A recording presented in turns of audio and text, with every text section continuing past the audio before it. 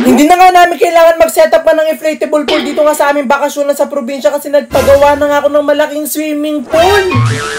Dahil mahal na araw na nga, kaya naman agad-agad nga kami nagsiuwian nga ng family ko dito nga sa aming bakasyonan nga dito sa probinsya. Hindi na rin kasi namin kinakaya nga ang init nga sa Bulacan, kaya talaga umuwi muna kami dito nga sa probinsya namin dito sa Mindoro. Ang sarap nga lang sa feeling na meron na nga kaming inuuwian nga na bakasyonan kapag nga umuwi nga kami dito sa Mindoro dahil nga dito nga sa pinagawa nga ni Mama. Kada nga umuwi nga kami dito nga sa probinsya namin at dito nga sa bakasyonan namin, talagang sobrang dami na agad nagbabago. Hanggang ngayon nga kasi ongoing pa nga rin na pag-aayos nga dito sa aming bakasyonan nga dito sa probinsya, kaya talagang sobrang dami nga nagbabago kada uwi namin. At ngayong araw nga, dahil nga kakarating ko nga lang dito nga sa aming bakasyon, na talagang nagulat nga ako dito nga sa nakita ko. Nung huling uwi pa nga lang namin dito nga sa aming bakasyon na sa probinsya, ganito pa nga lang itsura nung pinapagawa naming swimming pool. Kaya talagang sobrang ako nagulat nung nakita ko nga na ganito na nga yung itsura niya. Hindi nga sana talaga swimming pool nga ipapagawa nga namin talaga sa pwesto na to, talagang palhaisdaan nga. Hindi ko na kailangan mag-setup pa ng inflatable pool kasi may swimming pool na.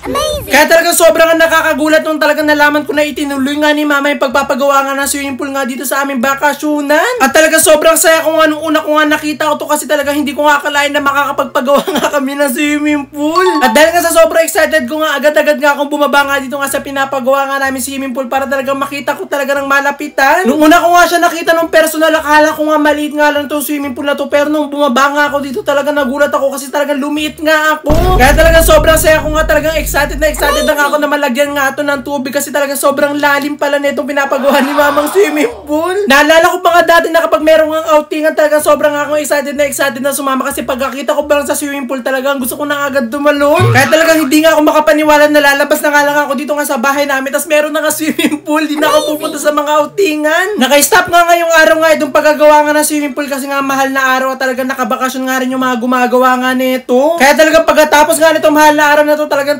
tatapusin na nga itong pinapagawa nga ni Mamang swimming pool na talagang sobrang excited na nga ako na matapos to. At talagang ini-imagine ko na nga na meron na nga agad tubig nga itong swimming pool at kunyari nga ay nagsiswimming na ako. Binilang ko nga yung baita nga nitong hagdanan at nabilang ko nga ay 6, siguro nga ay 6 feet nga yung gagawin nga lalim nga ng swimming pool nga na to. At habang naglilibot-libot nga ako dito nga sa pinapagawa nga namin swimming pool, meron nga ako dito nakita na parang mahaba na slide. Hindi ko nga alam kung papalagyan nga ni Mama nga na slide nga itong swimming pool, pero hanggat hindi pa nga niya pinapalagyan, talagang ito muna yung gagawin ko nga slide dito. Naiwan nga ito na mga gumagawa dito kaya talaga kinuha ko muna at i-imagine ko na lang na meron nga slide nga itong swimming pool namin. Pero sasabihin ko nga kay Mama na palagyan niya nga ng slide nga itong swimming pool nga na pinapagawa namin para talaga mas lalong masaya. At talagang hindi nga lang ako mag-i-enjoy nga kapag nga nalagyan nga ito ng slide nga itong swimming pool na to, pati na nga mga pinsan ko. Sobrang dami ko pa nga kasing pinsan na mga bata pa kaya talaga mag-i-enjoy nga sila dito nga sa pinapagawa nga namin swimming pool. Medyo nag-aalala pa nga ako kasi sobrang lalim nga nitong swimming pool, mga bata pa nga yung mga pinsan ko, baka nga hindi sila pwede dito. At dahil nga sobrang lalim nga nitong part na to, talagang 6 feet at hindi nga pwede nga ito sa mga bata kung nga pinsan, kaya talaga nagpagawa nga si Mama dito ng mini pool. Hindi nga pinagawa nga ni Mama to para nga maging mini pool at talagang pinagawa niya nga to para maging jacuzzi. Para nga kung sakaling nilalamig ka na nga dito nga sa malalim nga namin swimming pool, talagang dito ka nga lang pupunta para mainitan ka. Yung tubig nga kasi na ilalagay nga namin dito sa aming swimming pool ay galing talaga sa bundok kaya talagang malamig. Ang balak ang paggawa nga nila Mama dito nga sa aming swimming pool yung infinity pool para talagang dire-diretso lang daw yung agos ng tubig. Para hindi na nga namin kailangan maglagay ng chlorine at kahit maligo pa nga na marami dyan, talagang hindi nga madudumihan nga yung tubig. Unting tumbling na nga lang talaga at matatapos na nga itong swimming pool nga na pinapagawa ni Mama, talagang pwede